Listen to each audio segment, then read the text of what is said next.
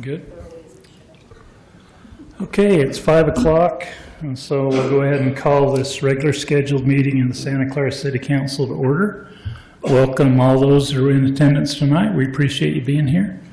I'm Mayor Rick Rosenberg. We have present from the council, Councilman Ben Shakespeare, Councilwoman Janine Burton, Councilwoman Krista Hinton, and Councilman Dave Pond. Will excuse Councilman Waite as he's on a cruise with his family, I hope. So, we'll begin the meeting with an opening ceremony and Pledge of Allegiance. We've asked Councilwoman Hinton to help lead us with that, and then the opening comments will be from Michael Cruz with the Unitarian Universalist Fellowship from the St. George Interfaith Council. Did I say it right? Okay. All right. Would everyone please rise and salute the flag? Please join me in the Pledge of Allegiance. I pledge allegiance to the flag of the United States of America and to the republic for which it stands, one nation under God, indivisible, with liberty and justice for all. Good evening. I bring you greetings from the Unitarian Fellowship, and thanks for your dedication and service to Santa Clara. This is a poem called Forgive Me When I Whine. Today upon a bus I saw a lovely girl with golden hair. She seemed so happy. Oh, I wished I were so fair. When suddenly she rose to leave, I saw her hobble down the aisle. She had one foot and wore a crutch, but as she passed, a smile. Oh God, forgive me when I whine. I have 2 feet. The world is mine. I stopped to buy some candy. The lad who served me had such charm. He seemed to radiate good cheer. His manner was so kind and warm. I said, it's nice to deal with you. Such courtesy I seldom find. He turned and said, oh, thank you, sir. And I saw that he was blind. Oh God, forgive me when I whine. I have 2 eyes. The world is mine. Then when walking down the street, I saw a child with eyes of blue. He stood and watched the others play. He seemed not to know what to do. I stopped a moment and then I said, why don't you join the others, dear? He looked ahead without a word, and then I knew he could not hear. Oh God, forgive me when I whine. I have 2 ears. The world is mine. With feet to take me where I go, with eyes to see the sunset's glow, with ears to hear what I should know, I'm blessed indeed. The world is mine. Thank you, sir. Appreciate you being here with us tonight and sharing that thought. Okay, council, any conflicts and disclosures anyone needs to discuss tonight or disclose?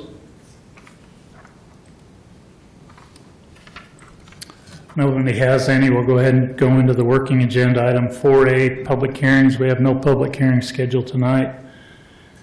On the consent agenda, item B, you have before you tonight the minutes from the April 10th City Council regular meeting. The April 17th meeting minutes are not in the packet. They're not ready yet. And the claims through April 24th. And then the calendar, our next regular City Council meeting on May 8th. Work meeting on the 15th and regular meeting on the 22nd. Any questions on the consent agenda, council? What do we do on the 5th? I don't know how we work that. If there's 5 Wednesdays in a month. You get one off.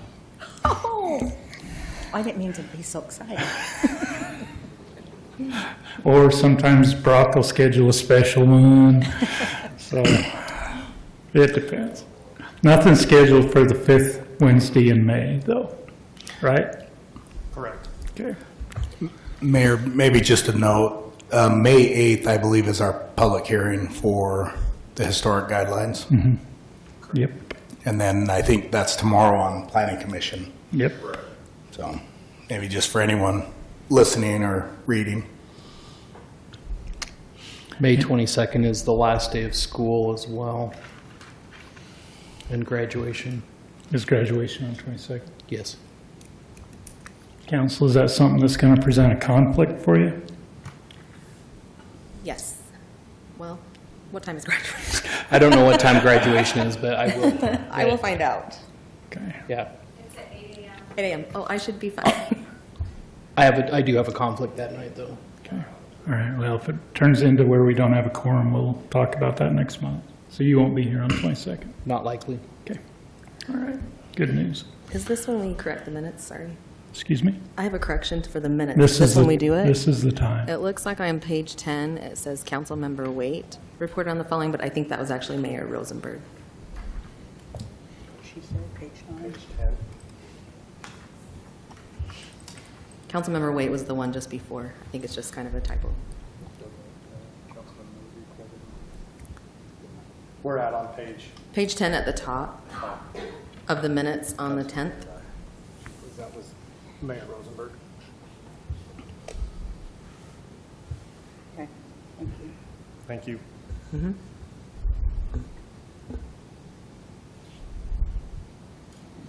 Thank you for that. Any other corrections or changes, council? If not, I would look for a motion to approve the consent agenda as amended. Mayor, I'll make that motion with the correction that was noted. Second. Got a motion by Ben and a second by Krista to approve the consent agenda as amended. Any question on that motion, council? It is a money item. Roll call. Ben? Aye. Janine?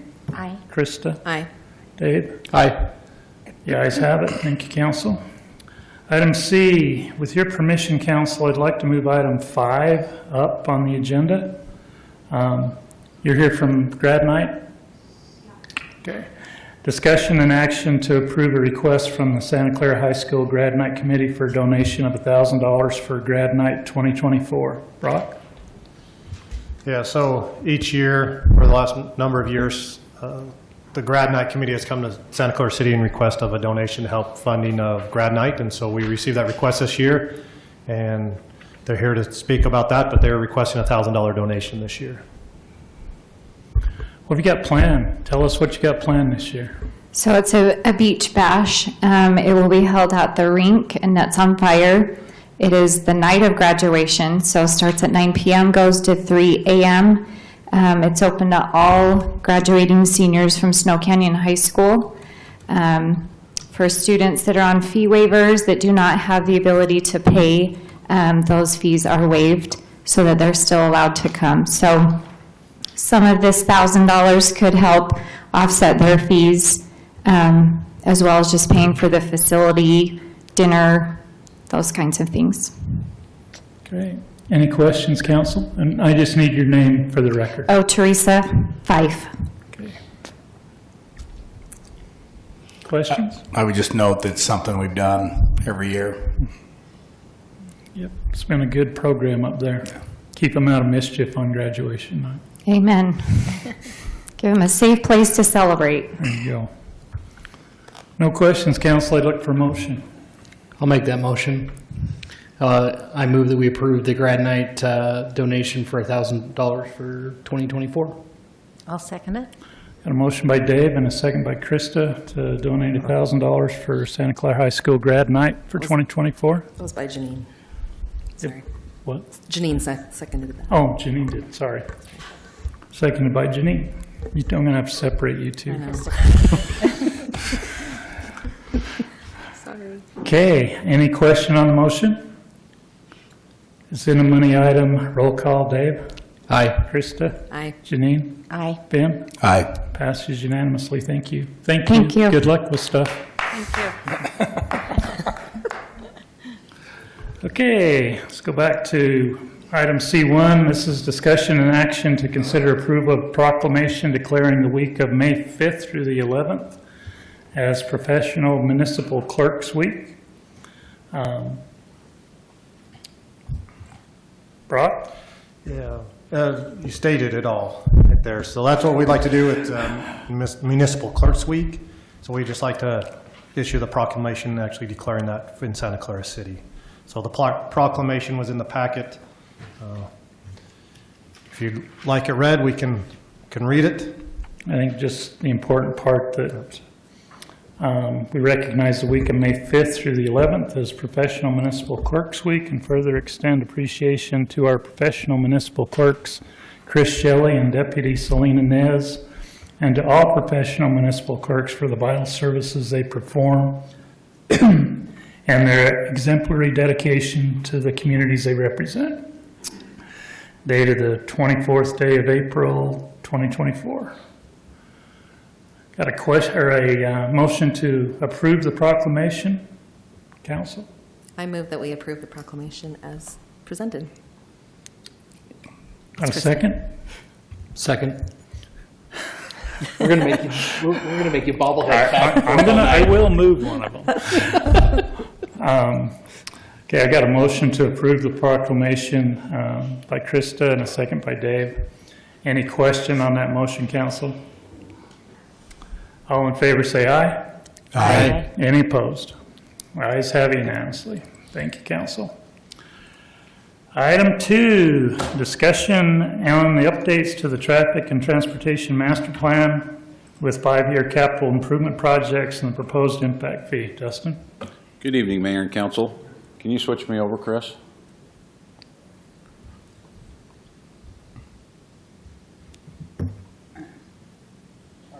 I'm here tonight to give you an update on the 5-year project list and the impact fee calculation and go over how commercial impact fees for traffic and transportation are calculated.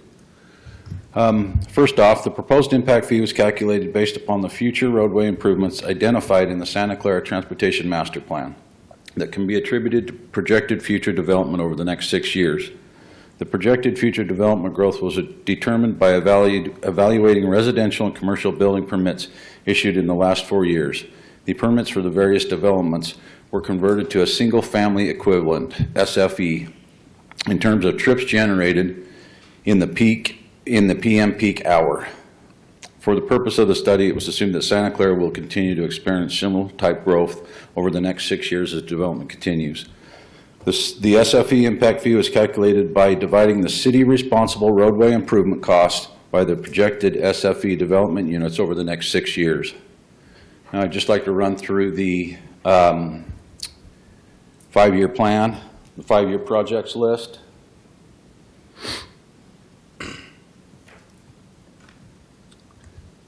Okay, project number 1, we've got the center turn lane on Santa Clara Drive from Old Farm Road to Chapel Street. That will need to be resolved with the Fry family about closing the parking lot before we can continue on with that project, but that's one that's definitely on our list to get done to relieve traffic congestion on Santa Clara Drive, especially when people are making left-hand turns. That will add a center turn lane. Project number 2, Chapel Street widening and extension. We already own the property. We're just waiting for the homeowner to pass on, and then we'll get that project done to full-width roadway with curb, gutter, and sidewalk. Project number 3, it's developer-funded, Red Mountain Drive, but it still needs to be on our traffic improvement projects list as an improvement project, but it's not going to be collecting any impact fees. Number 4, the traffic signal at Red Mountain Drive and Pioneer Parkway. It's already in design, close to being completed. I'm going to get it out to bid with a start date of July. So hopefully it's in and ready for the PGA Tour in October. Project number 5, as a traffic signal at Chapel Street or Gates Lane. We will not be collecting impact fees for 2 signals. This gives us an option to pick one of those sites depending on the edge of Grand Desert and other things that may happen out in the South Hills. So we'll only be collecting traffic impact fees for 1 signal. Project number 6 is Western Corridor Hamlin Parkway from 400 East to the roundabout by Black Desert. I received $1 million or $1 million for funding. That would be great. Sorry, let you down. I like the first one better. Yeah, I know. I would like that one too. I received the $1 million in funding for the EA and design. It's available in October of 26, but I got a lot of heat from the MPO that this roadway should have been put in by developers. And I don't know that I'll ever be able to get federal funding for construction. I might be able to get some construction funding from the MPO. But what this does is this gives us an option to collect some impact fees and do it in 2 phases. So we could do 35 feet of asphalt. My concern with this, not having this project in, is when Black Desert's going and the roundabout's open to Red Mountain Drive, this gives them other options to get over to Rachel Drive, Northtown, and 400 East. So we'd be collecting impact fees to do the first phase, which is 35 feet, no curb gutter, no sidewalk. And then in the 10-year project list, we've got phase 2 in there. And you can see the amount there, the 1.458. Like I said, there might be an option to get some funding back from MPO for construction. That's what we've done there. It still gives us the option to move forward with the environmental and design and then try to go after some funding.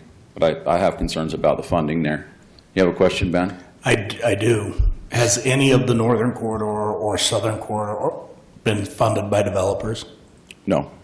So why would they expect developers to fund the western corridor? Because those two roadways have not been developed around. I'm not talking western corridor from 91 to St. Yeah, George. just where it terminates from Uh-huh. highway, yeah. Just on our north border. They said when you should have required the developer to put in half that roadway. You're fully developed. I mean, I got a lot of heat when I got the funding for just the environmental and design for that from the MPO. But I don't think they've required that of the northern corridor. And that's going to have development on both sides of it as well. Yeah. Or So a lot of other major roadways in Washington and St. I'm not George. saying that I'm going to stop trying to get the funding. No, I just think we need to stop that conversation, because they make it sound like we've done something wrong where they're not requiring that anywhere. Yeah. There's no developer that's funded any portion of that. Yeah. So I think that just needs to be what we tell them, that show us where Washington City or any of those developers have paid for it, even out through the airport and all that. They just haven't. And once we get the environmental and design done, that gives us more footing to get funding Yeah, for it. no, So that's the first step, is get the environmental and design done. I'm glad it's in there. I just don't like that.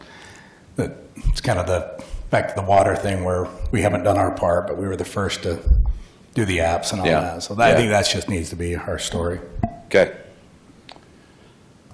Project number 7 is the new shop at the city yard. The traffic impact fees will pay for half of that, along with power department impact fees. That's in a project for this next fiscal year budget coming up. Right-hand deceleration lanes on Santa Clara Drive from Two Weep to Santa Clara Parkway. I see a lot of people there trying to make right-hand turns, and the shoulder's not quite wide enough to make it. This wouldn't be widening any oil. It'll just be basically taking these existing stripes off with sandblasting and shrinking the lanes down a little, because the center turn lanes on that road right now are like 16 feet wide. You only need 12. This would give us the funding to do that through impact fees. Same thing on Pioneer Parkway, west of Red Mountain to 400 East. These projects can also be done after a chip seal or a slurry seal instead of having to pay for the sandblasting, and then you do the restriping. So that's actually on my projects list for next year, is to resurface Pioneer Parkway. I could do it then. How, you're going to resurface it from where to where? Border to border. The whole thing? It needs a chip seal Oh, okay. very badly. Are you going to do anything about the wavy pavement up in front of Silverado? I wanted to approach Silverado when they came in and see, once the contractor is mobilized in. The only problem is there is what's going to do with the curb and gutter and sidewalk. That's probably all going to have to come out too, because it waves along with it. But I would love to mill all that out and flatten it out. But, you know, it would eat up our money for an entire year Right. to fix it. But it's on my bucket list for sure. Okay. This is a project that was brought up last time I brought this for you for discussion. Bike lane and turnouts on south side of Pioneer Parkway. You know, we do get a lot of comments about why is there not a bike route along Pioneer Parkway with active transportation becoming so popular. I think it's actually a really good project for us. The cost isn't too high. It's about 10 feet of asphalt and then some emergency pullouts.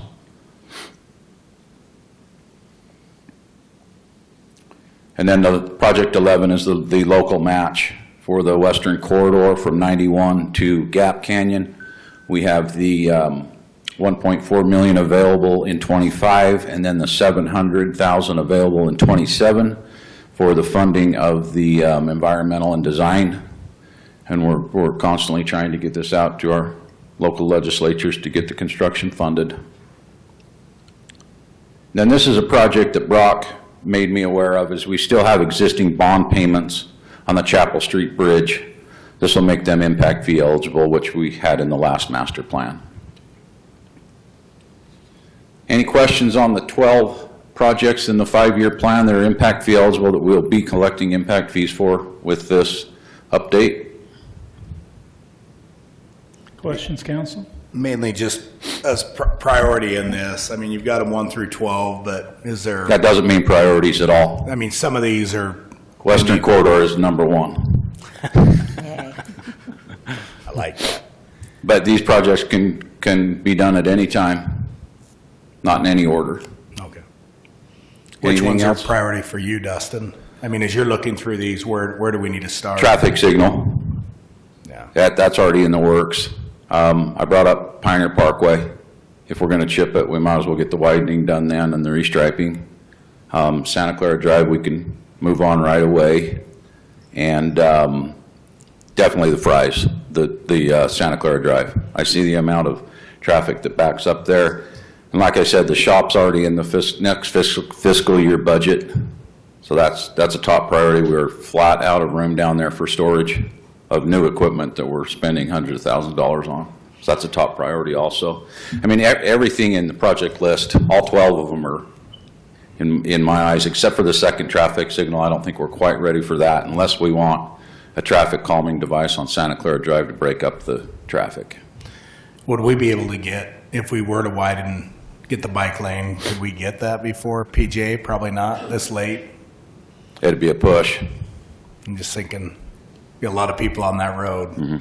So, Widening it might make it worse, Yeah. possibly.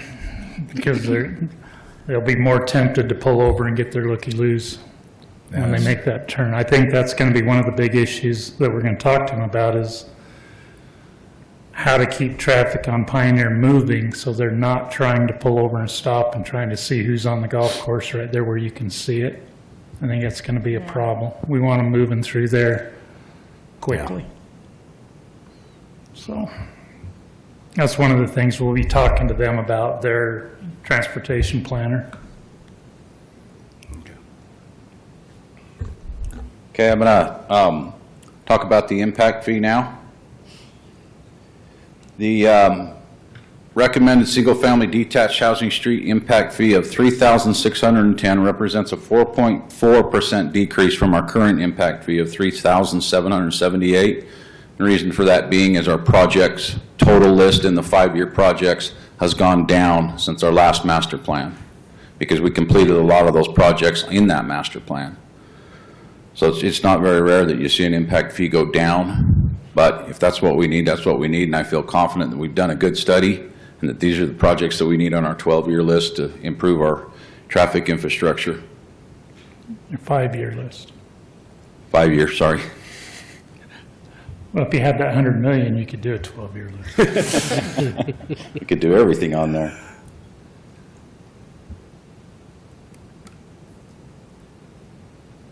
Sorry, it just takes me a minute here to get to the next screen. Okay, and I didn't know if you were all aware of how we calculate our commercial impact fees. Commercial impact fees are set by the square footage of a commercial building in 1,000 square foot increments, as set by the Institute of Traffic Engineers, which sets the guidelines for all impact fee studies as required by law.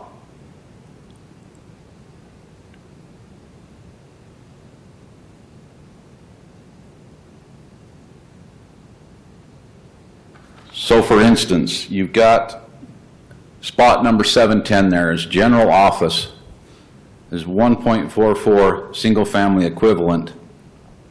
Let's say that office building is 3,890 square feet. You're going to convert that into single-family equivalent, so you're going to divide it by 1,000, which comes out to 3.89. So they're going to pay 3.89 higher than the average impact fee of the 3610. So you take the impact fee cost per unit, which is $51.98, and times it by 3.89, which is the conversion of the square feet, comes out to $20,220. That might sound a little confusing, so let me go through a few more with you. And you stop me if you have questions. So let's go down to number 850, which is a supermarket. Let's say that supermarket is 10,000 square feet. So you're going to take that 10,000 square feet and you're going to divide it by 10. Gives you 10 single-family equivalent units. You're going to times that by the impact fee cost per unit, which is $20,685. That supermarket is going to end up paying $206,850 for their impact fee for traffic, which that sounds like a lot, but you think about the amount of trips in and out of Harmons in one day and what it's doing to our roadways and the infrastructure improvements that you have to make as these establishments grow and how it affects our traffic. And we've always been doing this, so this is nothing different than what we've always done on commercial impact fees for traffic. $75,000 and $80,000 is a normal impact fee for a commercial establishment on the traffic impact fee. Let's go down to 912, which is a drive-in bank. Let's say it's 2,500 square feet. You're going to divide that by 1,000. You come out with 2.5 single-family equivalents. You're going to divide that by the impact fee cost per unit, which is $40,215. Comes out to an impact fee of $89,455. Any questions? Yes, sorry. Where are you getting the 40,215 from? The impact fee cost per unit. So they're equivalent to 11 units, single-family equivalent units. Okay. So picture that this is all based off of a single-family equivalent. So one home, say it may have 2 cars, 3 cars, 4 cars. That's where they set that impact fee of $3,610 is off what one single-family home generates. And then they calculate that into the commercial by trips per day, PM trips. Okay, That makes sense? yes. I know it's- So on the drive-in bank example, it would be 11.14 times the 3610. Correct. And that's Yep. that's where the 40. That's where the 40,000 comes from? The only thing that's confusing about this list is I'm making assumptions of what their square footage is because we don't know until they pull a building permit or give us plans what their square footage is. There's no way to set it because we don't know what it is. Okay. So I'm making assumptions off of, most supermarkets are probably 10,000 square feet and so on and so on. Now here's a big one. Fast food with a drive-through is equal 16.4 single-family equivalents. Such an impact fee of $59,637. So you're going to take that, let's say it's 1,500 square feet, you're going to divide that by 1,000, it gives you 1.5 single-family equivalents times the 59,000, puts you at almost $90,000 impact fee, which is very common for a fast food restaurant with a drive-through with the amount of traffic that they generate. Now here's a big one, the last one, 948. Automatic car wash, equal to 54 single-family equivalents. Let's say that building is 2,000 square feet. You're going to divide that by 1,000, come out with 2, gives you $195,843, so that's an impact fee of $391,000. But Basically what was assessed to tag and go? Is that what? you drive by tag and go, see how many cars come and go from that every day. That's why they're going to pay that impact fee. Theirs would have probably been a little higher. Before with the old multiplier? Yeah.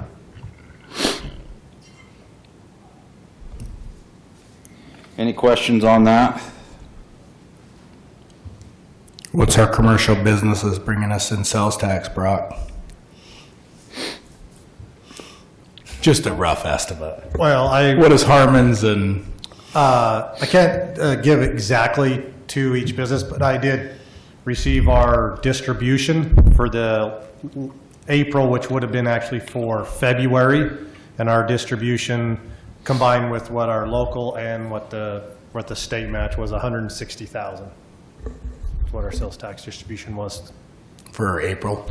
Yeah, which is really meant, it was what happened in February then. Was that for Harmon's only? No, that's. All of the- That's everything. All with, Citywide. We keep, we get 50% from point of sale, so 50% of what is done here, and then we get a match, not a match, but a portion of what total goes back to the state based on population. So, Dustin, are we comparable with other cities? Yes. So, and I think I have those two questions together. I think it's important to understand that we want to be comparable. I mean, we don't want to discourage business because that's a huge part of our revenue source Yeah. for, if we say they've got an impact, they have an impact, good and bad. I mean, those stores that have come in that pay those big impact fees also are the ones that generate a couple $1 million a year in sales tax revenue. Yeah. So it is maybe just noted for everybody, it's a one-time, an impact fee is a one-time fee on, you pay that on a home. If you go remodel your home, you're not paying a duplicate impact fee. It would be the same for commercial. There would be some permitting fees and things, but those impact fees have been paid for that Yeah, property. correct. So, Any other questions on the commercial or the proposed new impact fee or the 5-year project list?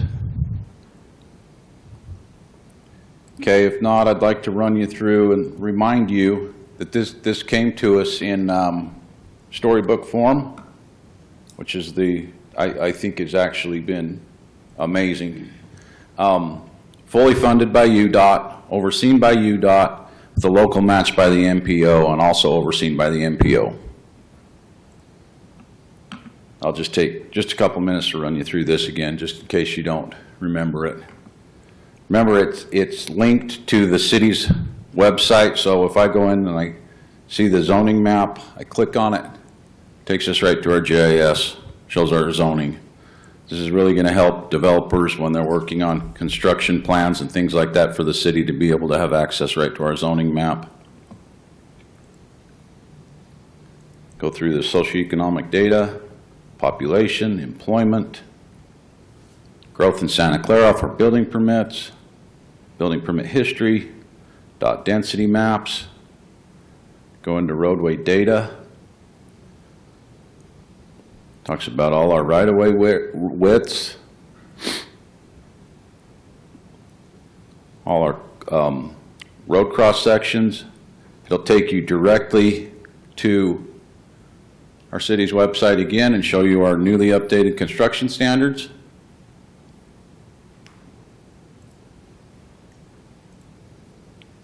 Goes through all our crash data, our hazardous intersections, high crash areas, traffic analysis, traffic analysis zone. All the intersections that we studied for this master plan update are right here. We have traffic counts on every one of those. The engineer spent a lot of time with cameras and other ways of monitoring our traffic counts. Our level of service shows all of our main intersections here, what level of service they are, A, B, C, or D, F. You can see there on Country Lane and Santa Clara Drive, we all know that that is an F, because it's impossible to make a left-hand turn out. This is kind of a cool map here. If you look over here, you can see it's showing the western corridor built. Now this is without the western corridor built. See Santa Clara Drive there? It's all black because of the traffic congestion. If you slide this little arrow over, it shows the western corridor being built, what that's going to do to Santa Clara Drive with all the collectors out in the South Hills. Turn some black to red, some green. I thought that was kind of a cool little display. And then here's our 5-year tip list, 10-year tip list, 20-year tip list. Of course, we're not collecting impact fees for the 10 or the 20-year, only the 5-year. And you can go right to our roadway master plan projects. It goes into alternative transportation, all about biking and sidewalks and bike paths,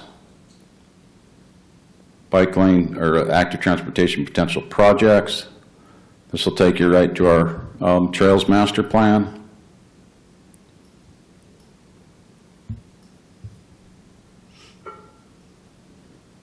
Suntran, I had them add in that we're looking at getting 2 stops. Shows the Suntran route. Take you right to our design standards again. Explains all about our TIS. Then this is what we've already talked about, the impact fee analysis. You click on it, it takes you right to the impact fee study. And then here's the one that is required by a licensed engineer, the impact fee analysis.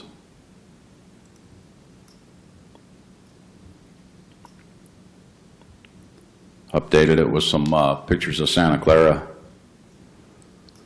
So that's all I have for you tonight, Council. If you're on board with this, I'd like to bring it back for public hearing on May 8th for adoption. Questions, council? Bring it back. Okay, thank you. Thanks, Dustin. Item number C3, discussion and action to consider proposed partial plat amendment and extension of the Arlo J and Ramona Hafen subdivision lots 1, 2, and 3. The applicant is Jeff Webb, proposing to increase the size of lot 1 as well as adding 2 additional building lots into the subdivision. Jim? Thanks, Mayor and Council. It's like we may have lost our feed. We just have to switch it back over from the podium here. So.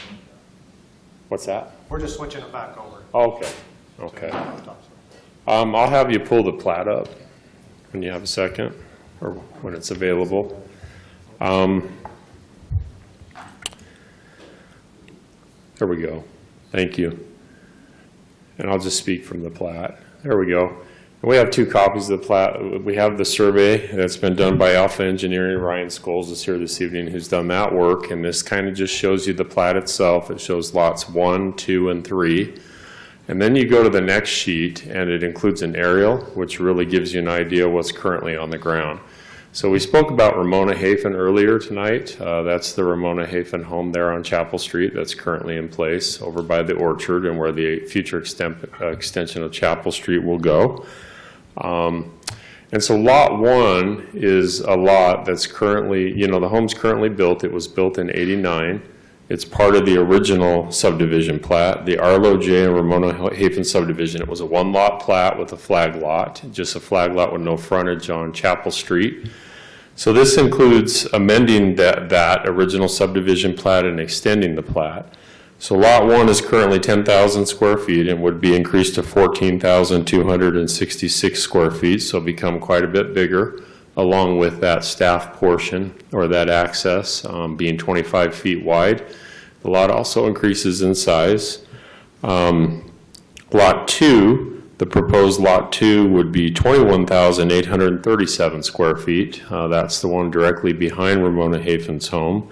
That's a larger lot, and the proposed lot 3 is just over 10,000 square feet. Lots 1 and 3 to the north of the plat are in the R110 zone, so we have a zoning boundary that splits the property right here. So they're zoned R110. They require minimum lot size of 10,000 square feet. Lot 2 is in the RA zone, which requires a minimum lot size of half an acre. Residential agriculture, 21,780, and it's a little bit bigger than that. I believe it's 21,800 and something. The applicant, Jeff Webb, represents the family. The ownership is Suzanne Webb and Jeff Webb Trust, and then we also have Ramona Hafen that owns property here, but it's all family ownership. They're proposing to subdivide it create 2 new lots, lots 2 and 3. They have a family member who intends to build on lot 2 soon, and that's the larger lot and the half-acre sized lot, with lot 3 to be determined. The proposed extension and partial plat amendment allows for the proposed changes to be shown on a recorded plat.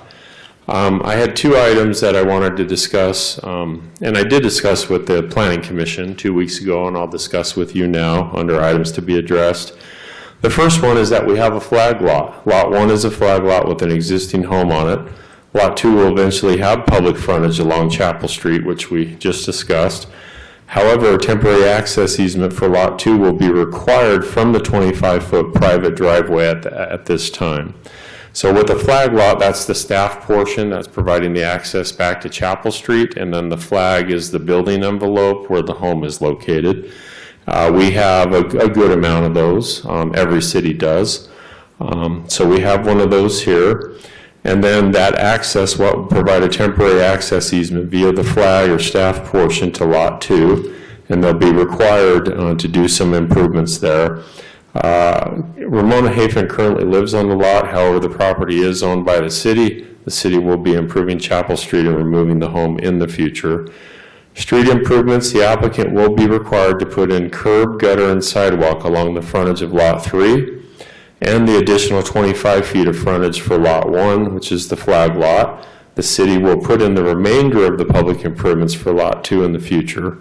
Once improved, Lot 2 will have public frontage on Chapel Street. So once that goes away and Chapel Street extends, and it will extend straight down, there'll be frontage for both Lots 2 and 3. There'll be standard lots that you would see in a subdivision with public street frontage. Both of them will be. Lot 3 will be like that now. Lot 2, it will be in the future. We did send notices to property owners within the Arlo J and Ramona Hafen subdivision as required by state code. Right now, that's one owner, Suzanne and Jeff Webb. We did post the property as well as per state code requirements. As far as reviewing departments, the building department will require a geotechnical report for both lots 2 and 3 prior to residential structures being built on the properties. Power department will require public utility easements to be shown on the final plat. Public Works is requiring curb, gutter, and sidewalk improvements for Lot 3 and the additional 25 feet of frontage for Lot 1, and that a Mylar be provided with signature blocks when we get to that point. We meet all state code requirements in Section 109A 207, so we're covered there. Our recommendation is as follows. On April 11th, 2024, the Planning Commission forwarded a recommendation of approval to the City Council for the proposed extension and partial plat amendment for lots 1, 2, and 3 of the Arlo J and Ramona Hafen subdivision. City staff recommends that the City Council consider granting approval subject to the following conditions, and we have 6 conditions.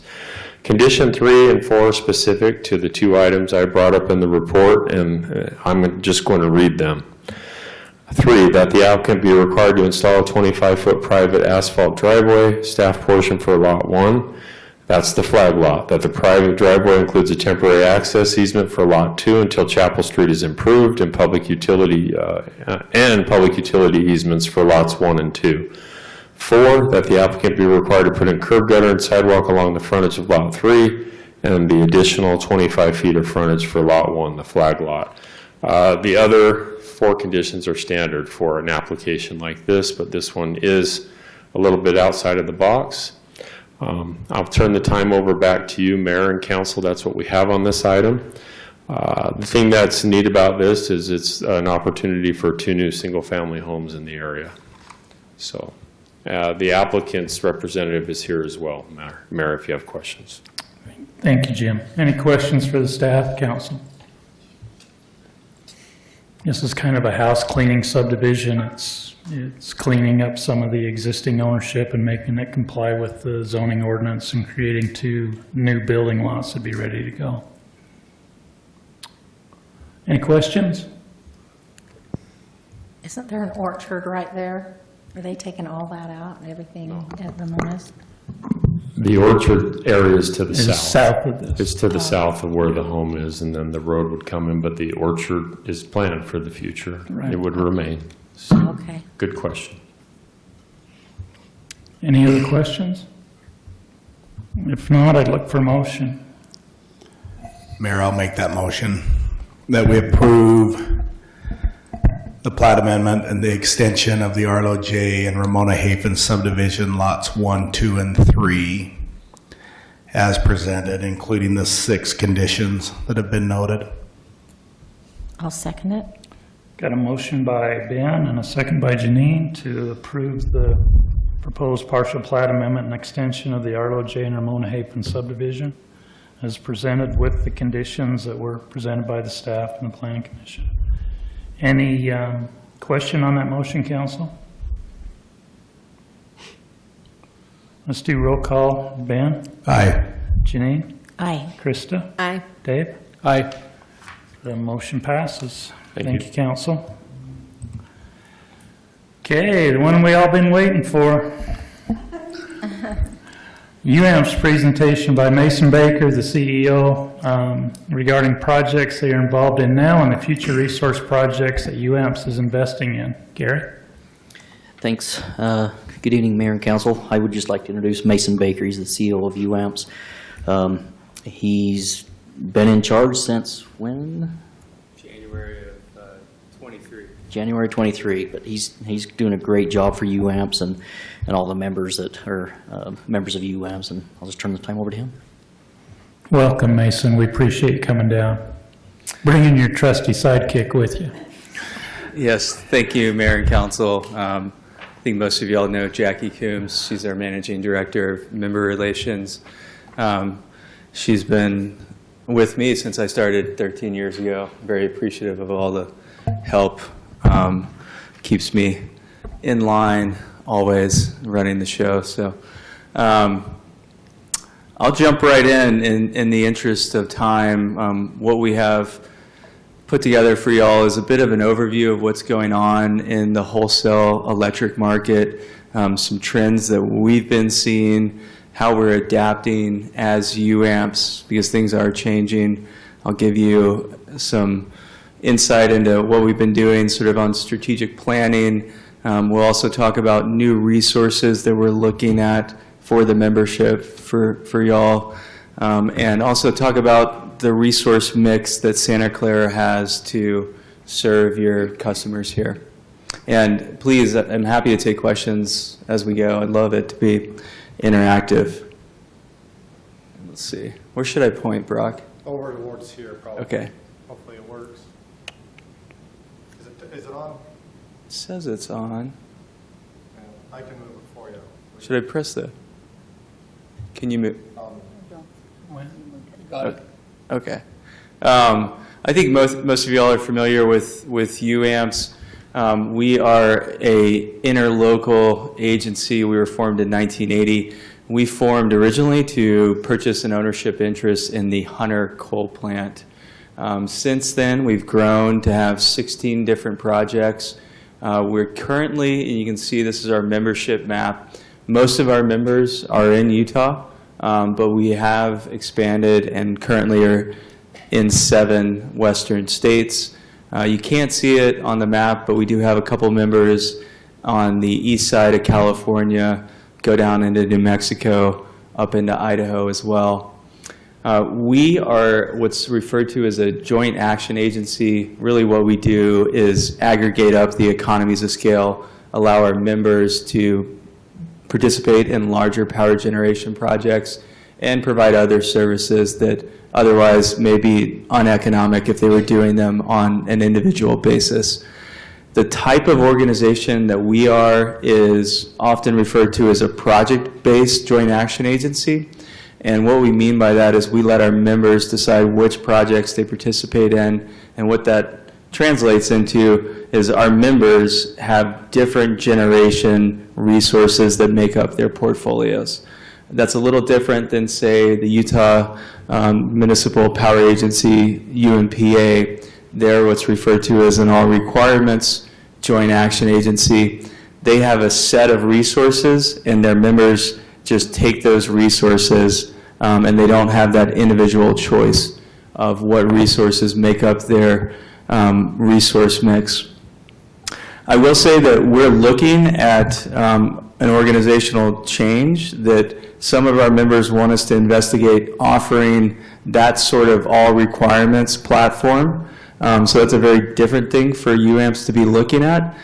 Some reasons why some of the members want to see that option, and it's something we're just going to explore. I think it's going to be useful for us to look at it and see if it does have some benefits for some of our members, because some of our members have so much going on with their own electric systems, a lot of growth happening within our membership, that they really just want to focus on what's going on at their local distribution levels. This is an exploration that we're starting, so more to come on it. We'll probably talk about it more during our annual member conference, in August, which is going to be up in Midway. All the projects are operated independent of each other. Let's see if this, okay. This pie chart that we're looking at on the left, this shows us what resources we use on the aggregate basis to serve all the UAMPS member needs in 2023. Some things to point out. Hydroelectric, 25%. This is very important. It has always been a pretty significant resource. This is mostly coming from the Colorado River Storage Project, so Glen Canyon Dam, Flaming Gorge, and it also means that we are very sensitive to what the water year is in the West. Given that amount of generation that we rely on, if it's a bad water year, then we can really feel that. We also feel it on a member-by-member basis because a lot of our members do have small hydro within their systems. So that's another sensitivity that we look at. Next piece of the pie that I'd point out is the coal piece of the pie at 15%. This piece of the pie has been shrinking over the last 15 years. It is likely going to continue to shrink over the next decade. This is a trend that we've been seeing in the wholesale electric market nationwide. There's been a fuel shift from coal generation to natural gas. What's happened over the last 15 years, fracking, horizontal drilling happened, making natural gas very cheap, and we expect that natural gas for us is going to continue to grow over the next decade. We are looking at new natural gas. I'll get into that as part of this presentation as well. The next piece of the pie is the red piece, purchases. What purchases reflects is both daily wholesale market purchases alongside forward market purchases. And in 2023, the daily market purchases were extremely expensive, and that caused a lot of stress on us as UAMPS and in turn on the members because this wholesale market pricing was very, very high, caused a lot of members a lot of significant cost increase. This is something that we've been looking at in moving forward. A recommendation we're making to the membership is trying to reduce that wholesale market exposure. For the last 10 or so years, the wholesale market had been very, very cheap, and that is changing, especially as we're seeing more and more coal generation get retired. We do have some wind, 3%. We've got solar at 3%. That solar is increasing. When we look at the projects that are listed on the right side of this slide, the projects in red are projects that Santa Clara participates in. I will say that, you can see here, it's a pretty long list of projects, and from a resource diversity standpoint, that's a real positive to have participation in so many different resources. We have members that only participate in, say, 3 resources, and a lot of those members had a lot of pricing sensitivity, especially in 2023. If they were just in the Hunter Coal Project and just had energy coming from the Colorado River Storage Project, bad hydro year, it was a bad year for that Hunter Coal Project, and they were affected very, very negatively. So that's, again, sort of a new initiative is really pushing resource diversification with those members. Sorry, I keep pointing the wrong way. Things are changing in our industry. They've been happening really for about 15 years. What happened in 2023 was, frankly, the wake-up call because we started seeing a lot of the price impacts of changes that had been happening. It was a real hot year for us in Utah, and it was a real bad water year. And what that meant was extremely high pricing. What we're looking at nationwide is a fundamental change that's going to happen over the next 7 years. It's going to be a bumpy road. We expect that there's going to be years like 2023, 2022, I should say. Last year, 2023, really wasn't that bad when you think about the amount of snowpack that we had. It wasn't that hot of a summer, so the wholesale pricing was bad. And that's what we need to start doing more planning towards, having years like 2022 that are hot and dry, and years that are like 2023, and make sure that we manage through that with the members to where the customers, your constituents, don't have huge rate impacts year to year. We do think it's an opportunity.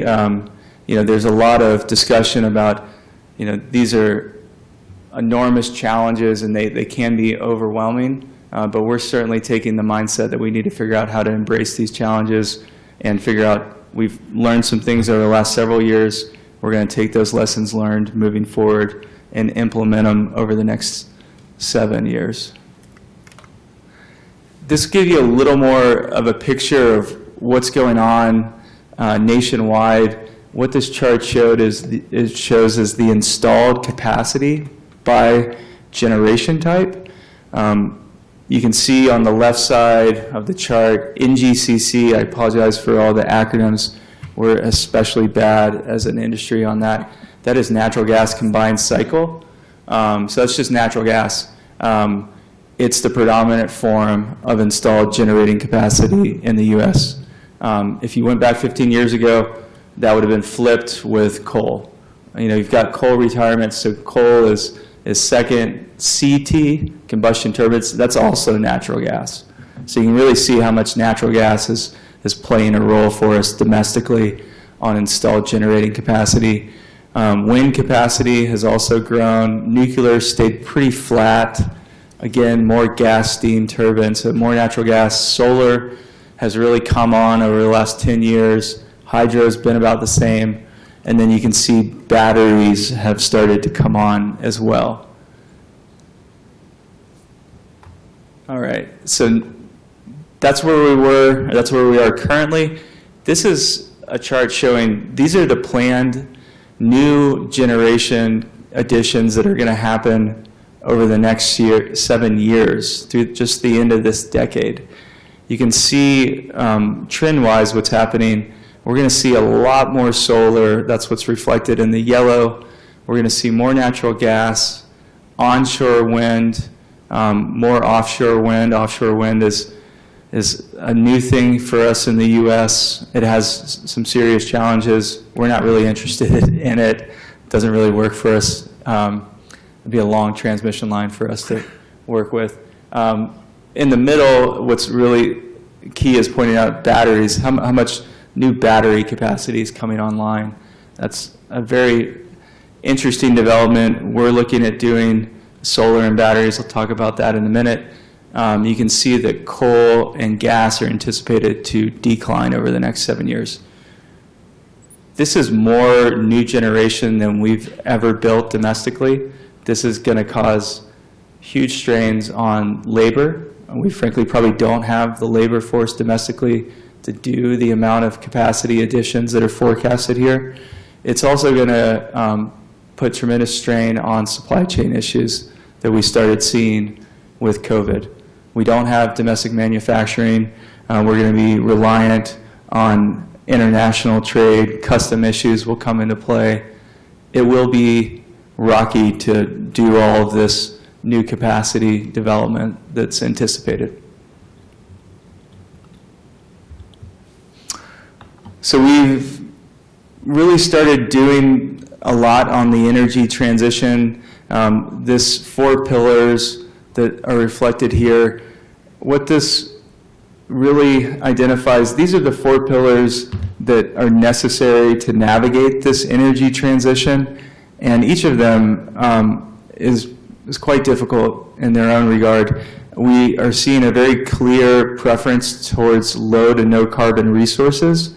Those are the resources that are getting developed the most by developers. And I'd say that is, we see plenty of developers come to us wanting to do wind and solar and batteries. But we also need to make sure that we have a reliable system. That is why we are pursuing new natural gas, to make sure that we continue to have a reliable electric system.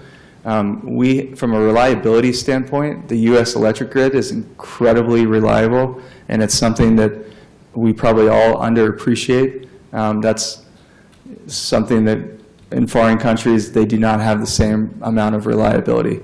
As we navigate this transition to lower carbon generation, we want to make sure that we maintain that reliability, and that comes into this pillar, balancing the resources. We've got to make sure that we have the right complement of resources. We can't just go too heavy on solar and wind and batteries even. Batteries are really interesting, and we're very excited to see what they can bring, but we see a need to have additional generation, new generation in the form of natural gas. The transmission pillar is also incredibly important. We need to build out a significant amount of new transmission domestically. We also have issues bringing on new generation, going through what we refer to as the interconnection process. That process needs to be overhauled.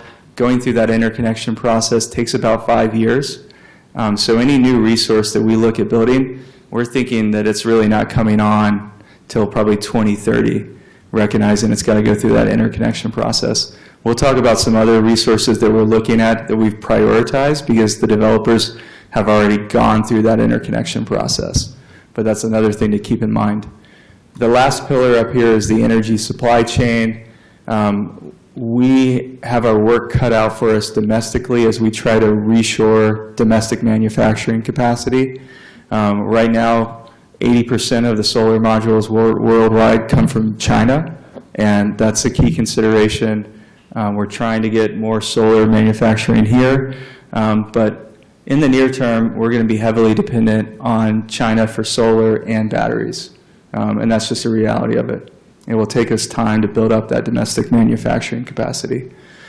So these are all challenges. We're again taking the mindset we got to face the facts that are presented with us, but we need to figure out how to deal with these facts and not get overwhelmed with them. So we did do a integrated resource plan, and really what this plan provides us with is a good roadmap of what resources we should be looking at for the membership, for you all. These are the key takeaways coming out of the integrated resource plan. I will say the way the integrated resource plan categorizes and identifies the optimal set of resources to pursue is on a least cost, least risk basis. And we think that is the right way to approach it for the membership. And cost is very important, making sure that it's a reliable set of resources, and least risk does bring into account, say, EPA regulation, and making sure as we build new resources, whether it's natural gas or some other form of resource, that it is not going to become a stranded asset because of a new regulation coming into effect. First takeaway up here is it was very clear we need to have what we refer to as dispatchable capacity, and what that means is generation that we can control when it's generating and call on it when we need it, and what it identified is new natural gas.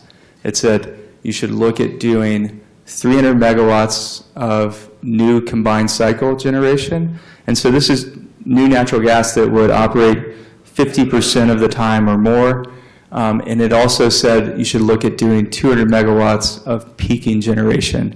And what this peaking natural gas generation does a really good job at is integrating renewables. When the sun stops shining, this peaking natural gas plant could ramp up quickly and cover the load. It could also ramp quickly to account for changes in wind generation. We're pursuing development on both the combined cycle and new natural gas. We've been doing a siting analysis. That is currently underway. There'll likely be more updates over the course of this year on that development. Second takeaway, it said look at doing more solar and batteries.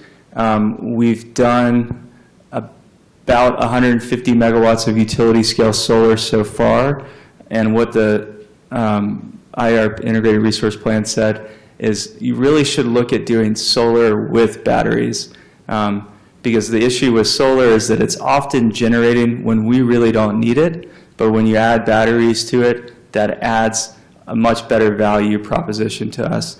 So in the middle of the day, we can recharge the batteries and then discharge them later in the evening when the solar is offline, and really make it a much more valuable resource. We're looking at a solar and battery project that's just north of Parowan, and we'll talk about that here in a minute too. The other third takeaway here is we really need to optimize our existing resources and keep them operating as long as possible. Why did the Integrated Resource Plan say this?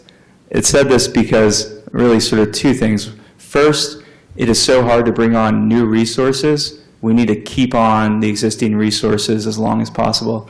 Second, from a cost standpoint, these assets tend to be very economic, and as we're building out and doing more generation, we want to make sure that we're minimizing rate shock to our members and then rate shock to your constituents. So that's from a least cost, least risk perspective. It said hold on to those resources.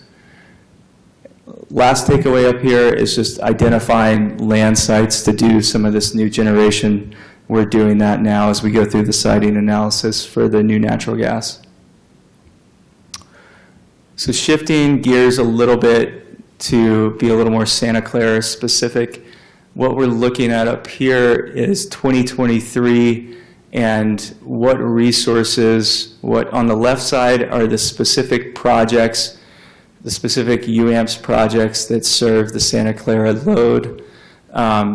And some things to point out. So we've got in the red the pool project, and what the pool project is going to reflect is really mostly market purchases, so daily market purchases. And in 2023, and this is why our bills to Santa Clara were very high, the pool was extremely expensive. It was a real hot summer, and this is going to be, when we say it's 2023, this is really going to be the summer of 2022. And we had that sort of late heat wave. There was a heat dome in September of 2022.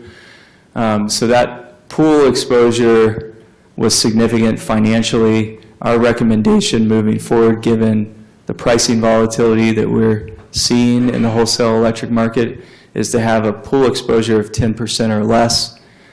Moving to the right on the pie, we've got MIGS, which, again, apologize for the acronym, is Member Internal Generation. So that's your generation at your power plant here. That was 14%. We see that as being extremely beneficial for members to have that sort of internal generation, because it allows you to be able to run and have less exposure to that pool slice of the pie. We've seen that has been extremely beneficial, again, for a lot of the members to have that sort of resource. CRISP is your Colorado River Storage entitlement, so not a lot there. You've got a little bit of Hunter, the coal plant, some Horse Butte wind. NEBO at 39%, that's a fair amount of exposure to have in one single resource. PX this is going to be wholesale electric market purchases that were done in advance. And we like these because they give pricing certainty as opposed to the daily exposure that you would have had in that pool slice of the pie. And then the last one is the VAO project, the waste heat facility that's just up the hill. On the right pie, what we're looking at here is just a different look of the same from the left, but looking at it from a more generalized framework. So you can see natural gas is 53%. That's going to be your combination of NEBO and your internal generation. Purchases is going to be at 39%. That's a combination of PX and the pool, just to give you sort of a sense of 53%, exposure to natural gas. So you have that sort of pricing exposure to natural gas pricing. All right. Firm project. So y'all are participating in the Steel Solar project at 1 megawatt. This project went operational. Utility scale solar project that's up near the Nucor facility, right off of I-15 Plymouth area. This has now gone commercial as of March. We're also looking at adding batteries to this one. It's currently being analyzed. This is under a 25-year power purchase agreement with the developer. So this would not have been in that 2023 resource pie that we were just looking at. Horse Butte Wind, we're looking at expanding that. It's currently right a little less than 60 megawatts. We're looking at adding 40 more megawatts to that. You would have the ability to be part of that expansion because you're in the project now. Let's see, Fremont Solar and Storage. This is the solar and battery project that I mentioned earlier that's north of Parowan. Working with the developer on this. This is a project that we prioritized because they had gone through the interconnection process, and that's scheduled to come on in the early summer of 2026. And your participation in this is just shy of 3 megawatts. This seems to be moving in the right direction. This will likely come back your way for consideration probably in the June time period. Natural gas generation, again, we've got the siting analysis underway. Santa Clara has the ability to participate for 1.5% of whatever generation would be moving forward there. The thing that I did not mention earlier that I think is important, as a hedge against future EPA regulation on natural gas, we are looking at technologies that you would be able to fire with ammonia or hydrogen, and we think it's wise to look at having that ability in the event that natural gas regulation does come out. It likely will come out. I shouldn't say likely. It's coming out tomorrow, so that would be something to look out for. You'll see it in the news for sure. They've had a proposed rule. The final rule will come out tomorrow. So, let's see. Some other things that we're doing at the UAMPS level, we've done a strategic planning exercise with the board. We came up with a strategic plan at the end of 2022. We've been implementing it for the last year. Last year we had 20 strategic initiatives that we did. This year we're going to have about 11. So we're doing a lot of new things in the strategic planning arena.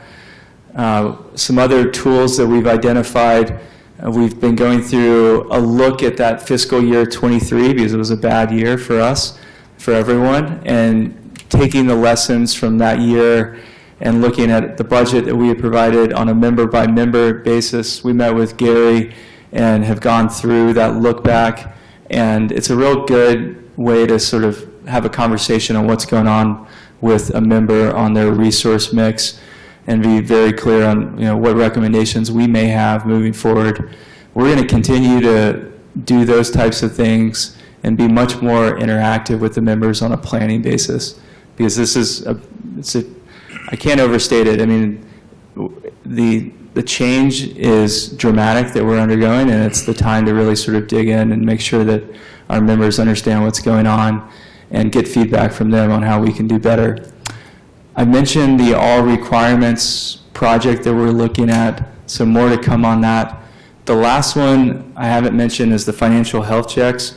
So on a member-by-member basis, we're going to come up with a scorecard that looks at the financial health of their system, and it's really going to look at the key financial metrics. If you were going out to do a bond issuance, how a credit rating agency would look at Santa Clara. And it's the same financial credit rating review that UAMPS would have done when we were going out and issuing a bond, doing a new generation project. So we see it as a valuable tool to make sure as we look forward ahead and we're going to be doing new projects, we want to make sure that we're doing what we can to help the members be ready to go out and do that. The members seem excited about this financial health check because it will help them, I think, do some benchmarking to their peers and see what other cities are doing. It's interesting to hear the impact fees because that will be one thing that's in there. And I think with that, I'm happy to take any questions that y'all may have. Questions for Mason Council? It's pretty thorough. It's good. That was very informative, Mason. Thank you. I may have I've got a couple. Sure. The push on closing, obviously, coal. I mean, you hear a bunch of it in the news and that. Is the drive specifically carbon related? Is it the source of getting coal, the cost to produce it, the electricity from coal? What's that drive specifically? Yeah, well, I mean, on a Utah state basis, there's no push to close coal. We're not dealing with any sort of state mandate clearly to close coal. On the federal level, and we should see this as part of the greenhouse gas regulation that I mentioned that will come out tomorrow, there likely will be a provision that deals with coal in there. So that will be something that we'll look at, and we'll have to manage against what is in the final regulation for sure. So that will be a pressure point. What we've been experiencing over the last 2 years for the Hunter coal plant has nothing to do with a regulatory issue, really. In my mind, it's really been a coal scarcity issue. And it's unfortunate because that would be our most economic resource out of all of our resources, except for the pricing on coal and the scarcity of it. So it's really a coal pricing and scarcity issue. That's as simple it is. And some of it, it's maybe taking it deeper slightly. The coal miners, have not had the long-term coal supply arrangements, unfortunately, and I think that's something that is changing. They need to have a long-term coal supply arrangement to have confidence to make large capital investment decisions, because coal mining is extremely capital intensive to do a longwall operation, and that's the most economic way to mine coal. And that's something that I think we're going to be changing moving forward, which I think is a real positive, to enter into longer-term coal supply arrangements to give the miners more confidence to make those capital investments, and then we can hopefully address some of the coal scarcity issues that we experienced over the last couple of years. Yeah. Second one's around hydro. Just understanding the process. I mean, hydro is a pretty big portion of the power there. To update that, what's the life expectancy of those? Obviously, they're behind big waterways, dams, stuff like that. Maybe explain a little bit of that process and what that lifespan looks like and the ability to upgrade those. Yep. So for the two biggest dams that make up that 25%, Glen Canyon's certainly the most significant one, and I don't know the life expectancy off the top of my head. It should be around for a long time. There have been in the past movements for dam removal. We're very involved in working with the Bureau of Reclamation that operates that dam to make sure that it stays around, because we recognize the significance to the members. I don't anticipate it going anywhere in the next 20 years. But we, again, have a lot of sensitivity towards hydrologic conditions. If we went back 2 years ago, before we had that big water year in the winter of '23, we were really concerned that the level of Lake Powell was going to go low enough to where we weren't going to have hydro generation. And now we've gotten a little bit of relief there. So I guess I'm less concerned about the dam going away, more concerned about the water years and the lake levels at Lake Powell, if that's helpful. And maybe just follow up on that. The hydroelectricity, I'm sure that technology has improved significantly from the time that was built. As that lifespan for that technology there, is the ability there to upgrade that to where it produces additional use? Do you know that with? Yeah, we just visited Glen Canyon last October as part of our board retreat.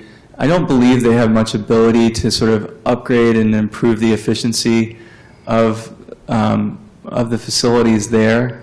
In fact, I want to say they weren't fully operating a couple of the units.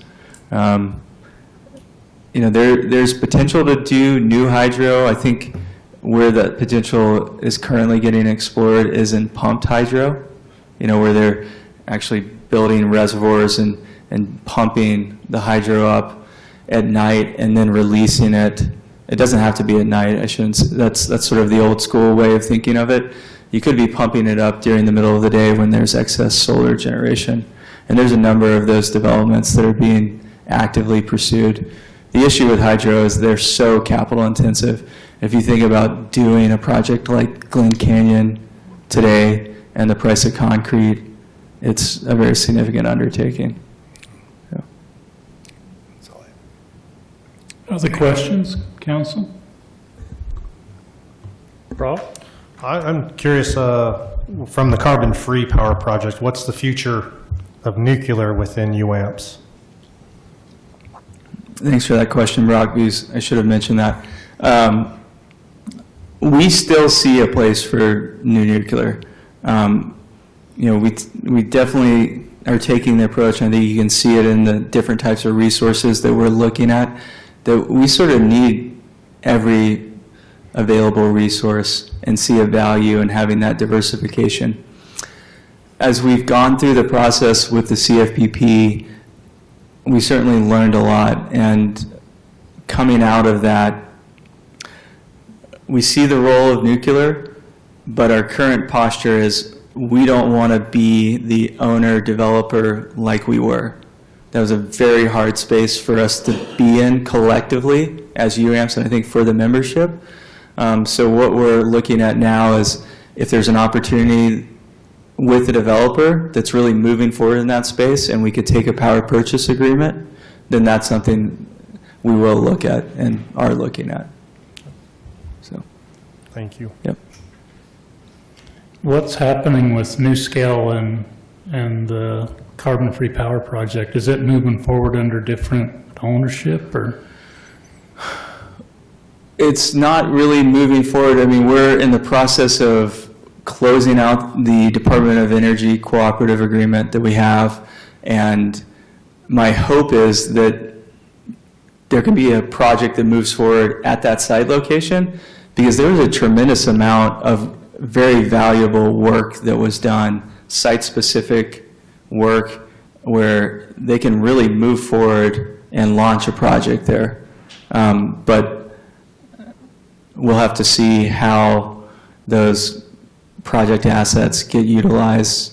The Department of Energy has a claim to those assets as part of the cooperative agreement. So that's my hope, is that they're able to really do that. And we're certainly going to do everything we can in our power to facilitate that and push it forward. Good. Other questions, council?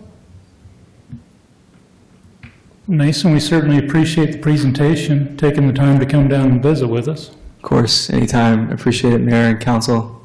It's always great to be with you all. Thank you. It's great to see you, Jackie. Okay, I'm going to turn it over to Ben for a few minutes, Mayor and Council reports. I'll be right back. All right. Well, I'll lead off then. We did the historic district design guidelines are out. Hopefully we've all got it. What version did we end up on? 5? Or did we get the? Might have got the 6, but I knew you were at 5. So the public hearing is tomorrow for Planning Commission. I just want to say again, this is a good step, a great step, to try to clean those up and try to provide, I think, clarity on both for homeowners and developers on that. It does tie back to our overlay zone, which is mixed use in that. So I'm glad to be part of that and appreciate all the work that's gone into that. Just wanted to follow up on the fire, and Chief, tonight's for those, we have the talk around the town for Ivans. I don't think that's how it's named, but Talk about. close. Talk about. Not talk around the town. Krista's always keeping me in check there, but that's a 7 to 9, it goes 7 to 9. On that budget, just, you know, as a part of that, with Brock and Chief and everybody there, I think there are important things to understand as a group, that the budget was set with 15 full-time, added an admin, I think Chief and Con desperately needed in that, and then allows, I think the key piece of it is we increased the overtime that basically just gave Chief flexibility in that to pick those times, maybe when Gunlock Falls are going, or high volume weekends, spring break, events like that. So it does have the ability to expand if needed as we can look at it. But I just appreciate Chief, Brock, everybody on that. But as this gets talked about, I think it's important to know the level of service stays what we have at 15 full-time, and staffs both stations, and gives flexibility on those busier times and weekends. So Maybe Councilman Shakespeare, if I could just add, that's 15 full-time firefighters on the floor, which then we still have Chief Parker and Deputy Chief Fold, which also can respond and do things. So just to clarify that, we still have them here as a resource as well. So that's correct. And thanks for that. And like I said, I just wanted to emphasize that as you look through that budget to understand, you know, as a group, how we looked at it. So no flood control this month, so I'm sure we'll have it here coming up. And that's all I have. Probably not till June. Oh, that'll be great. I'll take a few months off for that. So that's all I have, Mayor. Thank you, Ben. Jimmy? I'm just curious, Ben, how Ivans is going along with all of the plans. I don't know. The group, are they pretty cooperative with Santa Clara and everything? On the fire, yeah, it was, again, I think the important thing is just understanding what's in that budget. And sometimes I think things that get said are just misunderstood and not knowing exactly what's covered. You know, that, oh, we're cutting personnel. We're not. In fact, I think this gives some flexibility. It keeps a budget. It keeps us on budget. In fact, it decreases with the collections, and that should lower that a little bit. But and then we can grow as the cities grow as needed. But it does, to Brock's point, I think the communication in the past and just misunderstanding exactly what has been said. And some of that comes from outside of our cities, both our cities. Some of that's getting said, you know, on social media from people that aren't even, you know, residents of either city. So no. The meetings went really well. I thought the meetings were from both sides. I think both all who were there would agree that they were constructive and very well done.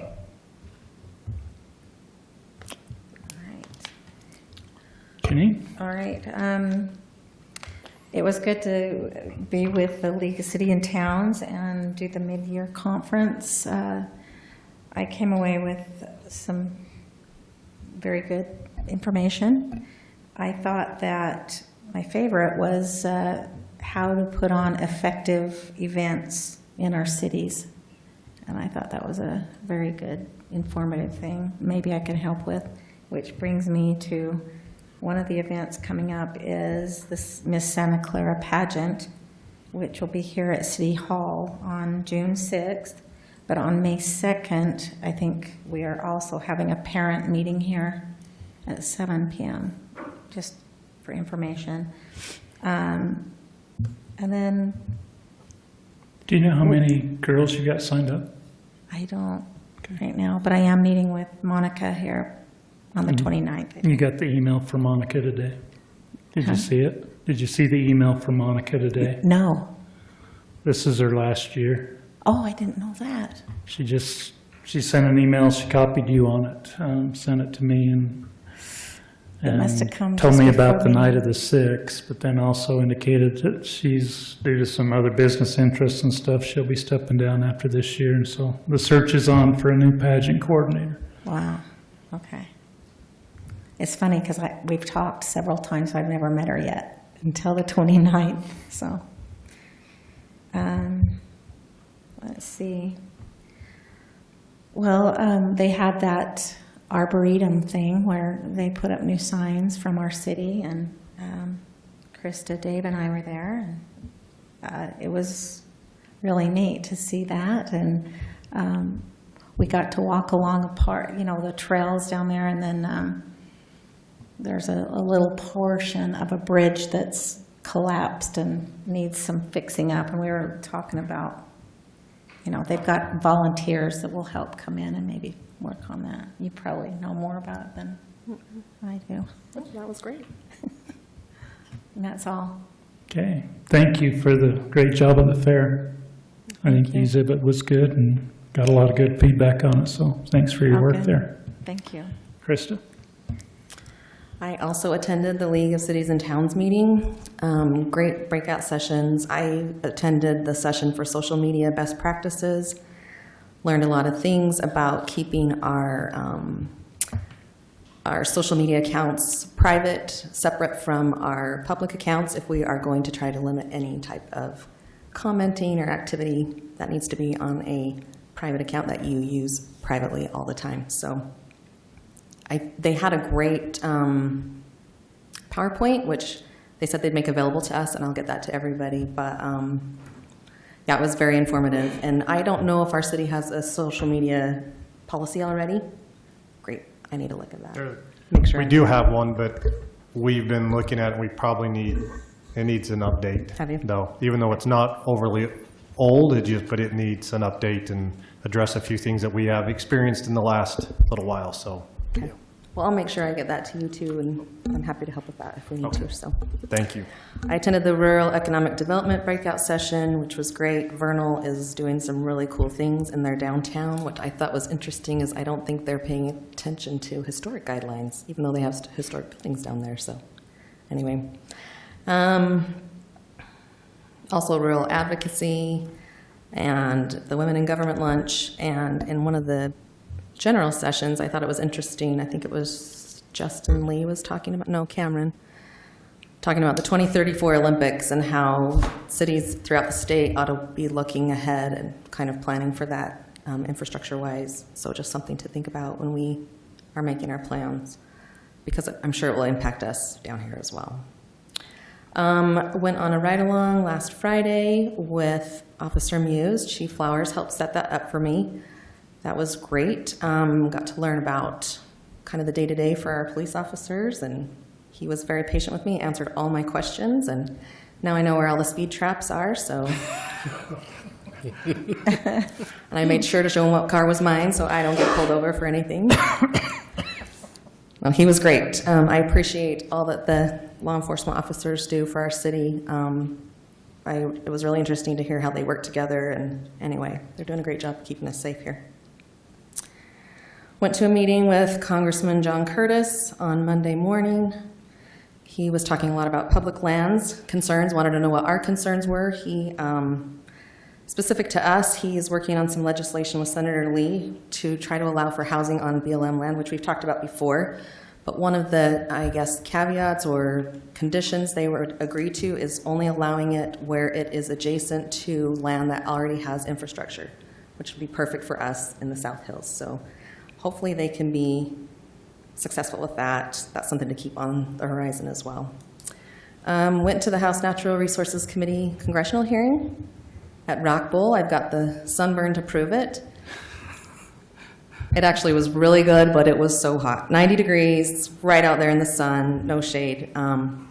Strong showing not in favor of the Northern Corridor, but I think it was equally strong. A lot of people from around the area that are in favor of the Northern Corridor. We had 3 Congress members here, John Curtis, Celeste Malloy, and Blake Moore.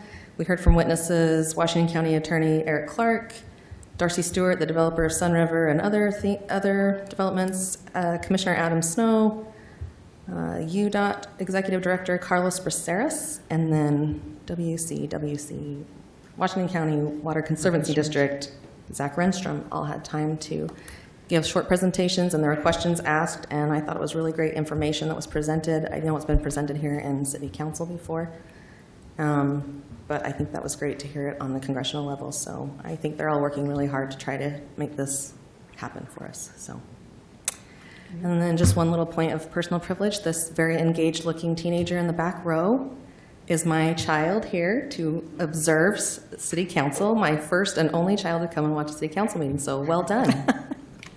Yay. Do you want to get her name on the minutes? Her name is Jocelyn Hinton. Oh, that's going to make her come Oh, up. sorry, yes. She should come up and tell her address and her name Absolutely. and her plans for after high school. Jocelyn? Jocelyn? Oh, yeah, well, I haven't had the chance to do this since the Cub Scouts quit coming. Name, address, a little bit about you. My name's Jocelyn Hinton. Do I have to say my actual street Yeah, address? yes, your real Okay. address. It's Don't give the Not the bogus fake one, one. just the real one. it's 3215 Swiss Drive. Awesome. And yeah. A little bit about you, he said. Oh, I'm a senior at Snow Canyon High School, so graduating next month, and What are your plans after graduation? I'm going to Utah Tech pre-physical therapy. So Awesome, good for you. You should be in our pageant. You should think about it. You would be very good. Oh, Janine, what do we have to help you with all of that? wow. Okay. Well, thank you, we appreciate you being here. Thanks. Any questions for us? I don't think so. Okay, thanks again. Very cute. Anything else, Chris? No, that's it, thanks. Dave? That's going to be hard to follow Krista after that huge, long report. No, just only a couple of things. As Janine mentioned, we went and toured did the Arboretum open house on Monday. They put up some more permanent display plaques, or not really plaques, but signs at the north end of the Arboretum. Lee did a great, he's the arborist there, was very informative, learned a lot about all the different native plants down there, so it was pretty cool. So, and then well done at the State of the City yesterday. That was really informative and well done. So. And then the only thing coming up on Monday, we've got the Washington County Children's Justice Center expansion ribbon cutting on Monday morning. So that's all I have to report. What is that time again? That's at 10 a.m. is what I have. On 10 a.m. on Monday the 29th? On Monday. Mhm.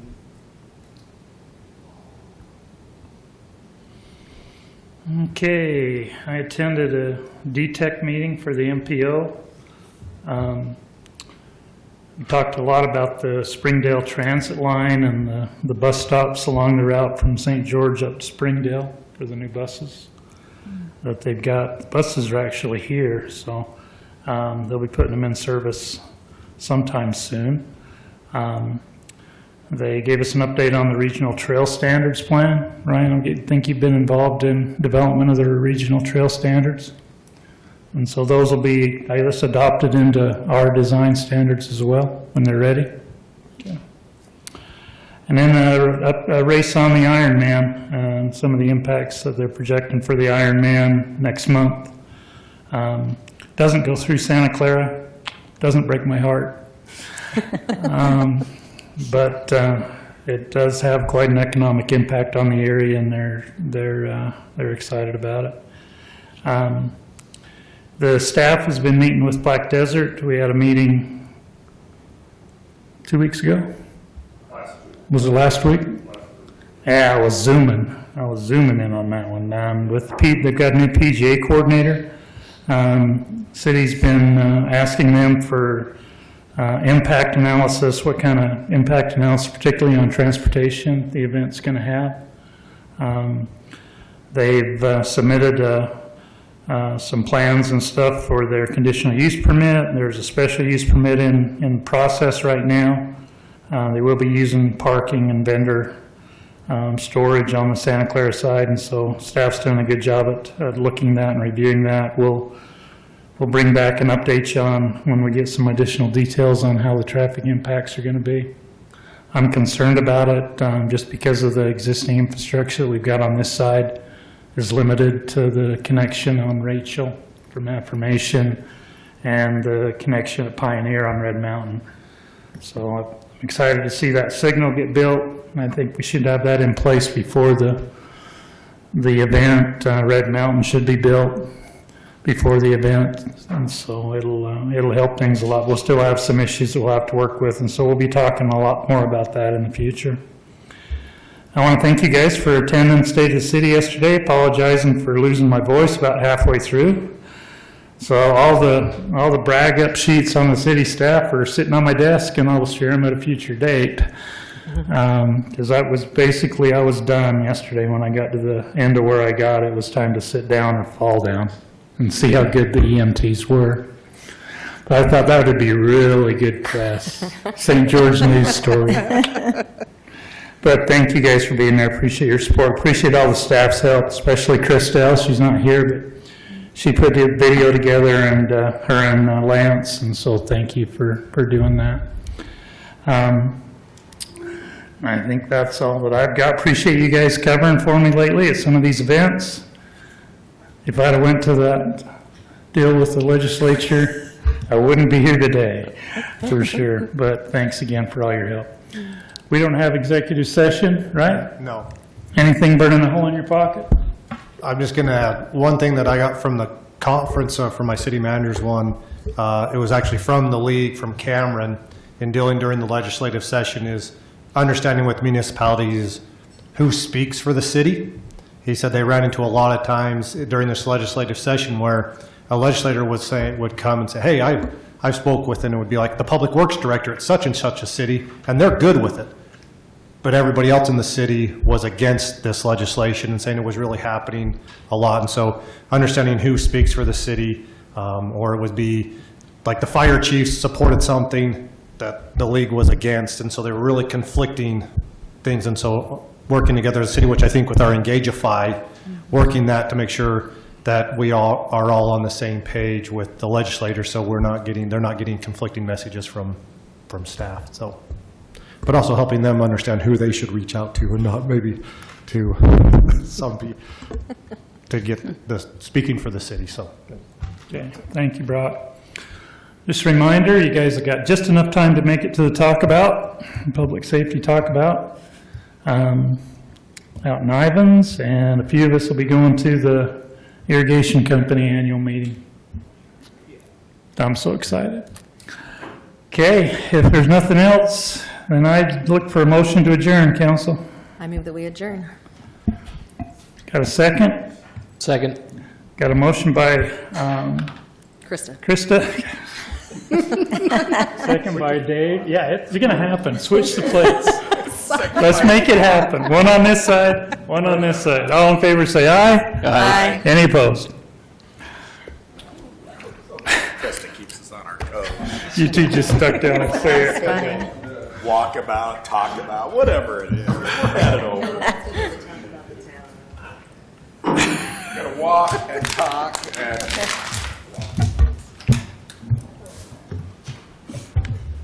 All right. Good work. Good evening. You too. Ben, I'll see you over there. I'm on my way. I'm taking this one to the meeting number 2. Whoa, is this like a Talk government about. Class assignment or What's what? talk about? Gonna do it again. Oh, is this a bet? Did you lose a bet? No. She is very interested in public safety. Bad, I've been gobbling it down for the meeting, so.